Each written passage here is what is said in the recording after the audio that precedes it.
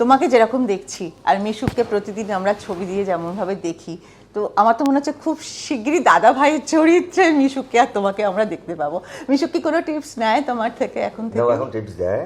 আচ্ছা।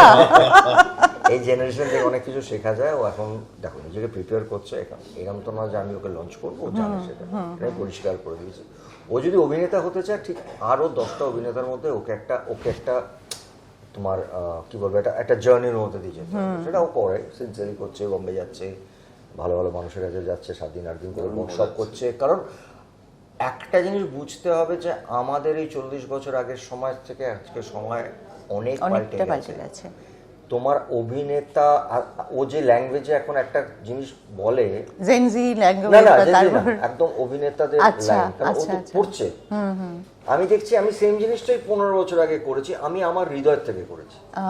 I get into the character, আমি আমার মতন প্র্যাকটিস করেছি, আমি আমার মতো। আমাদের তো কোনো টিচার ছিল না, ও তো এখন টিচার পেয়েছে, একজন অত ভালো ভালো টিচার পাচ্ছে অতুল টাতুলের মতো। ও যেটা বলছে সেটা দেখছি আমরা করতাম 15 বছর আগে আমাদের থেকে, এইটাতে ও practice. It is a very difficult field, it is just not luck. একদম। So let him get prepared. ও যেদিন বুঝবে যে ওর মতন করে এবারেও আসতে পারবে, আমি শুধু বলে দিয়েছি বাবু জায়গাটা কিন্তু খুব রাফ জায়গা, battle field, nothing less than a battle field. এই লড়াইটা করতে হবে, এর মধ্যে ভালো থাকবে, মন্দ থাকবে, খারাপ থাকবে, ইউ হ্যাভ টু ফাইট।